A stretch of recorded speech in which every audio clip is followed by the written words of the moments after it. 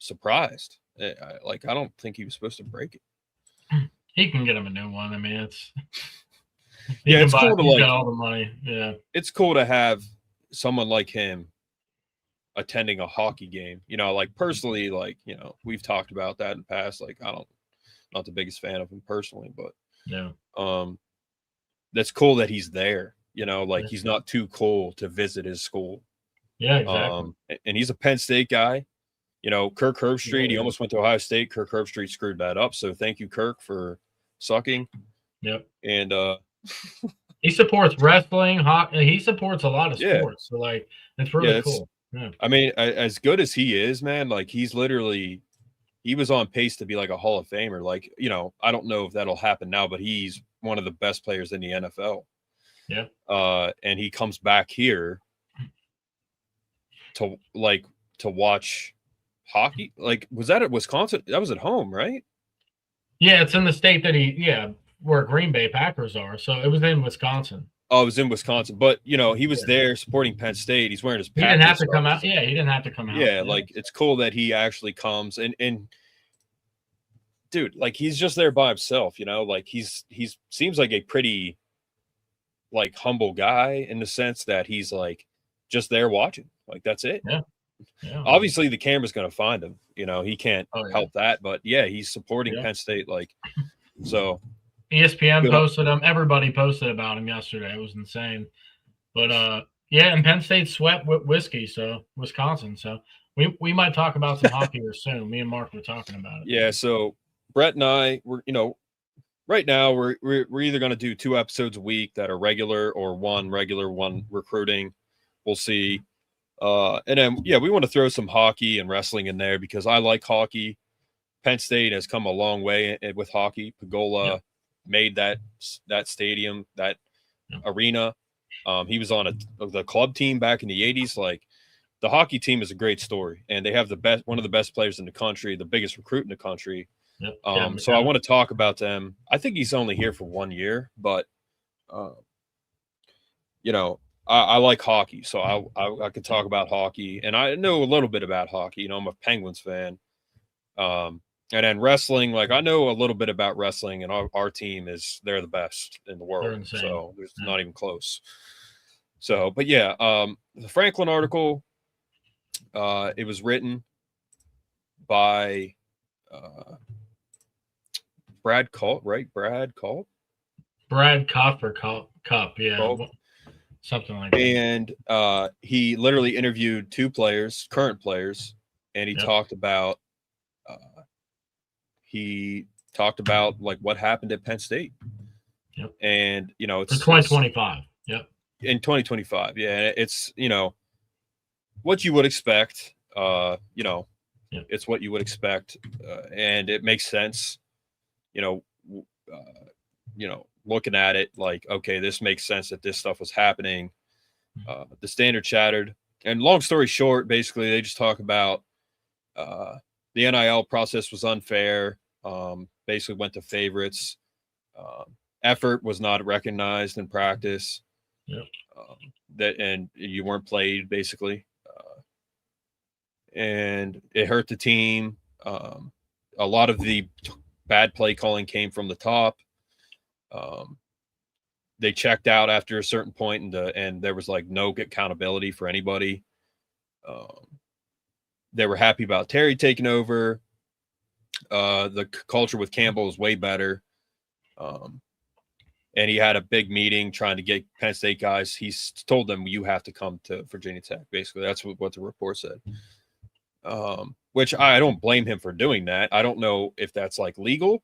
I think it is, but I don't blame him. Like if I was him, I'd be bitter and I would want everyone to leave. Like I can't blame the guy for that.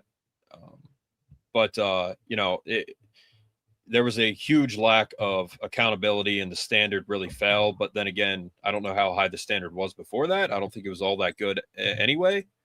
But Hershey's kid, y'all think we get a chance to land spell? Also, I think for sure I think we'll get them both. Yeah. Definitely Khalil. I think we'll get, which is crazy, man. Because again, like Franklin really screwed up. He really put us in a tough spot. And Khalil may not come here now because of that, and Khalil may still come. So thanks to Terry Smith and Matt Campbell, we might get them both, and I do think we end up getting both of them. Yeah. I mean, I said what I said about Spell. It's the biggest storm of the century, so it's not that big of a deal. If he doesn't come here, like, I wish him the best. I really do. I already accepted that he's probably not coming here when he decommitted. And I don't blame any of those kids for decommitting. So if he comes here, he doesn't, I wish him the best. I really do. But yeah, this article was pretty, it's sad. I read it, and then I told Brett, like, make sure you watch that or read that article, and he did. So what do you think?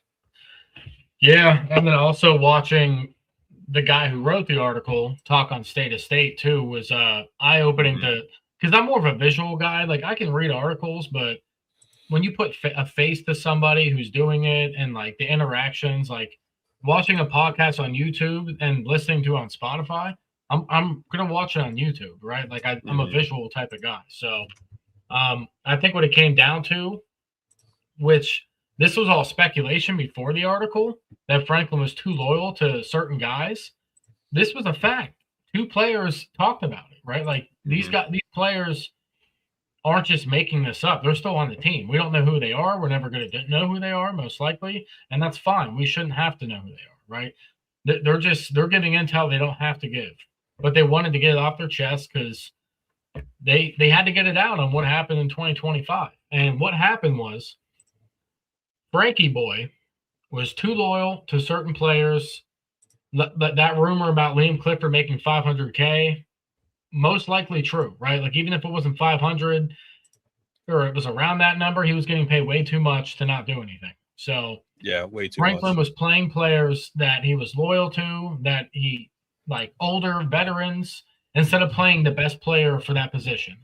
So instead of playing Kobe Howard, you're playing Liam Clifford. Just think about that for a second. That doesn't make sense. You don't play Liam Clifford over a Kobe Howard, right? That just doesn't make sense. So he was too loyal. There was no accountability, like you said. So seniors on the team were showing up late to practices, showing up late to meetings, just not coming to meetings, I guess. So the standard was complete garbage, because the younger players are looking at that. They're like, well, that's not motivating me to do anything on my end, right? Like, why would I do anything on my end if the guys above me aren't showing me what the standard is? So that's a big problem, right? When from the top down, when the standard is not set, it's not going to be set by anybody else. So the trickle-down effect was real in 2025.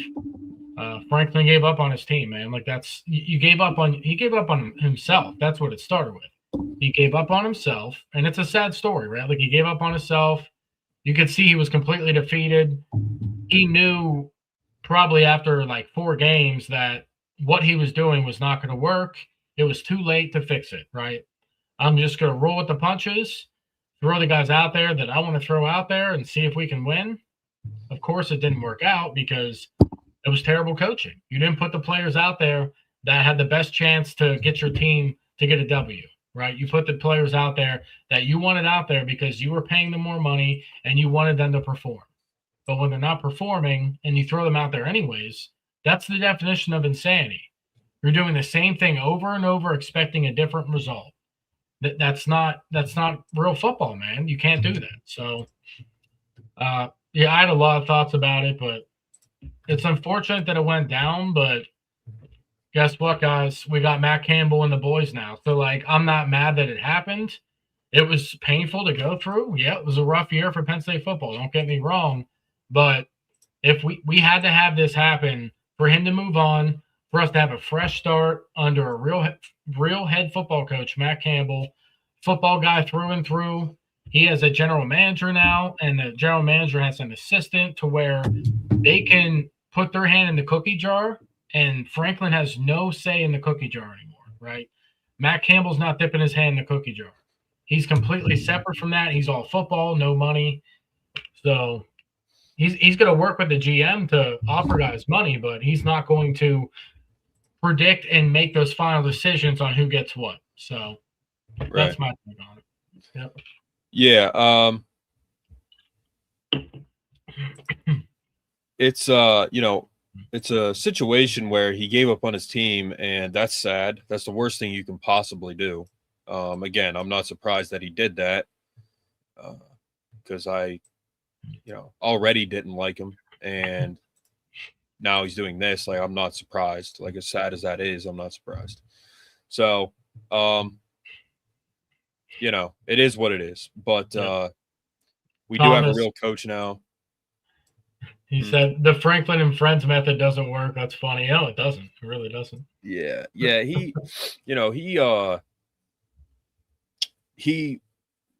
he was loyal to guys that stayed there, like Dom DeLuca, Liam, I guess, Drew. And I get that. Like, okay, like, cool. Like, you want to be loyal to guys that stayed with you. That's not a bad thing, but you have to play but you also recruited talented kids, and you need to play kids that earn their time and practice, which you didn't do. You need to pay high school players because that doesn't work. If you're not going to pay these top guys to come in, then you have to be a good football coach, and he's not. So overall, it just didn't make sense. It didn't work. He wasn't going to change, and it got him fired. So, he got himself fired. That's it. He himself got himself fired. There's no one else that got him fired except him. His ego was too high, and it didn't work, and that's it. There's nothing else you can say about it. He was his own worst enemy. Yep.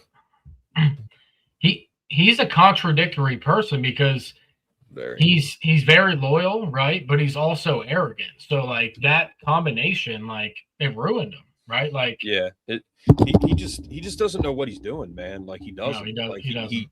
He had everything at Penn State. We gave him $1 billion of support. He had everything he needed this year to succeed. And the head coach didn't know what he was doing, and you saw the result. Terry Smith came in, almost beat Indiana. We were the only team that almost beat Indiana like all year, really. Well, we lost by 3. That's the lowest loss of the season. We lost by 3. Iowa fought them hard too. Iowa, yeah. Shout out to ex degenerate gambler. Yeah, and Ohio State lost by 3 to them in the Big Ten title game. But Ohio State, they beat us pretty good. So, to both lose to Indiana by the same, that's kind of crazy. So, and Ohio State, like when they played us, man, like they beat us on some deep balls and stuff. But like, I don't know, like they weren't like just absolutely annihilating us all day. They beat us on some deep balls, and that comes down to some luck. Now they didn't get lucky by beating us. They just beat us straight up. But, like I said all year, Ohio State, they're not that good. And they just were like belt to ass. And literally the only 2 good teams they played put the belt to their ass. So it's like, okay. So the article, again, it just kind of tells me like, what we kind of already knew, and it's coming from current players, which is crazy.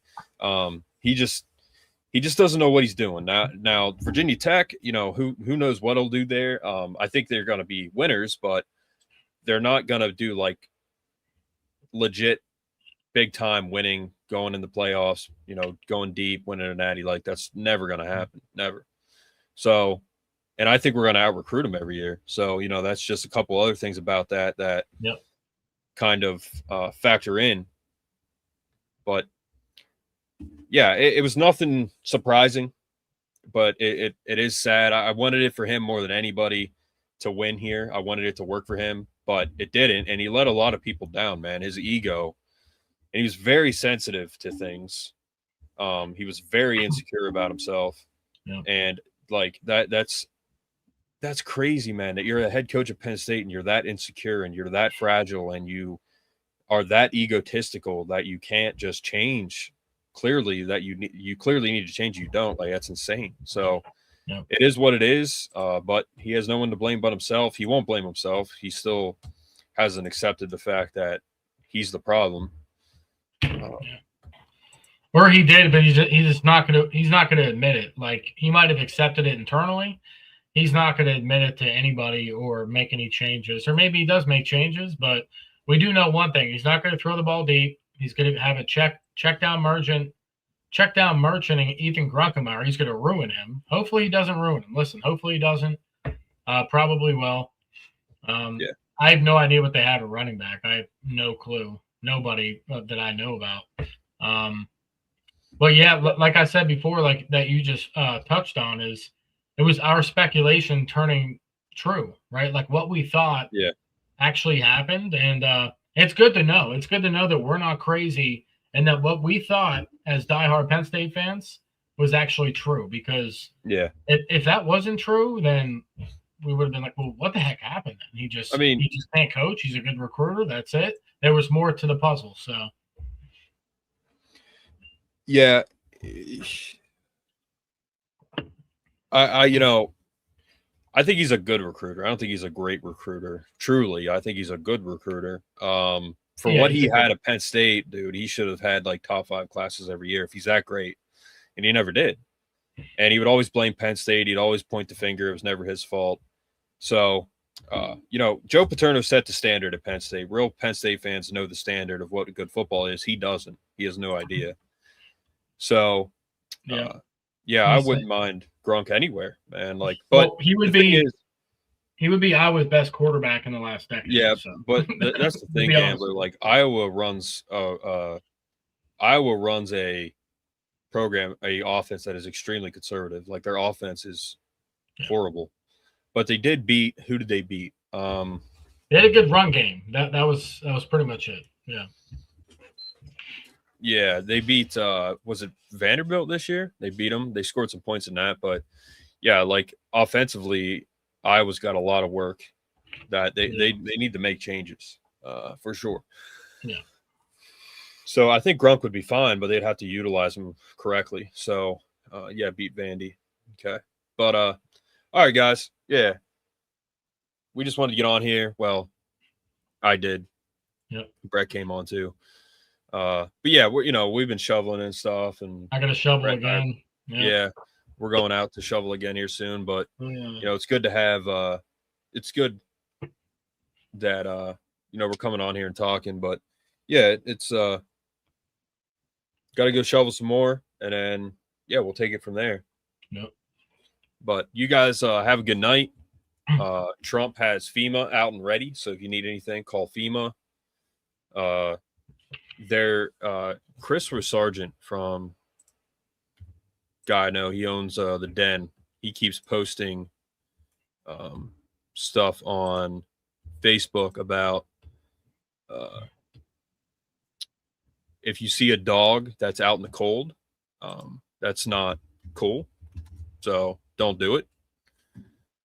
But if you see a dog that's out in the cold, left out in the cold, there's a number you can call. Chris is a big dog guy. He has, I think, pit bulls is what he has. But if you guys know who Chris is, like, he's a big dude, but he's got a big heart too. Nice guy. Anytime I've ever talked to him, he's always been very nice to me.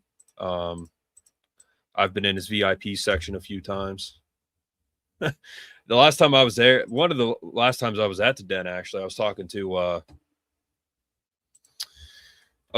Alan Zamitis, and he was at Susquehanna at the time.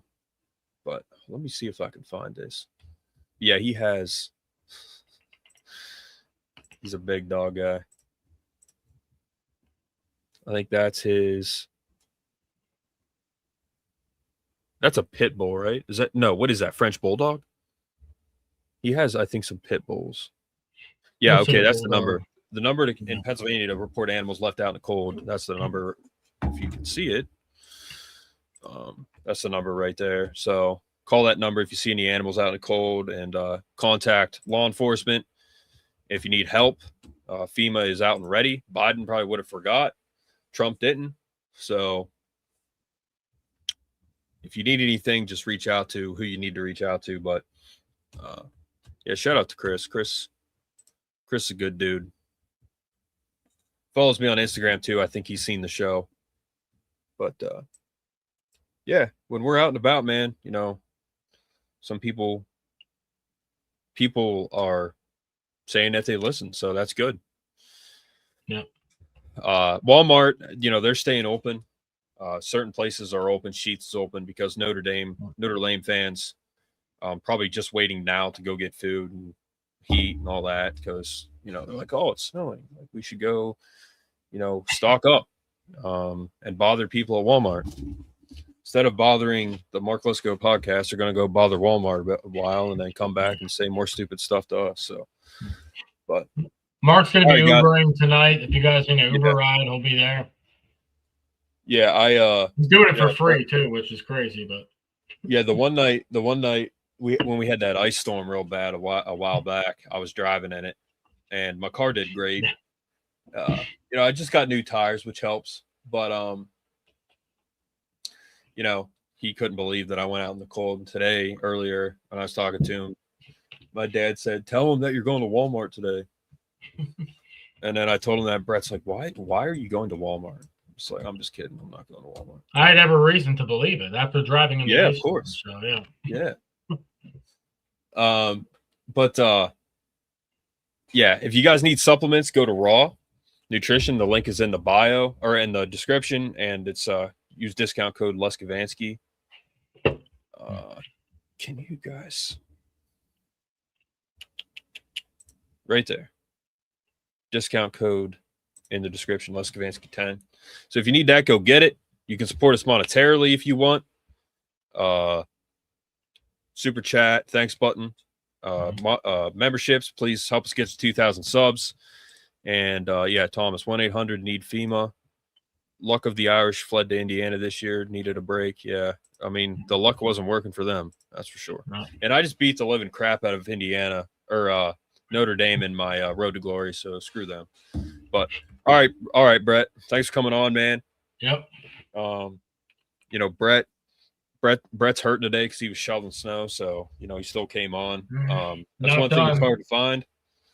It's one thing that's priceless, man. Having someone that comes on, like, I don't think one time Brett's like, yeah, I'm not coming on. Brett's always coming on. So, and I expect him on like 2 days a week, and that's it. And he still comes on outside of that when he can. I mean, yeah, like 3 or 4 days a week typically is where we're at. Yeah.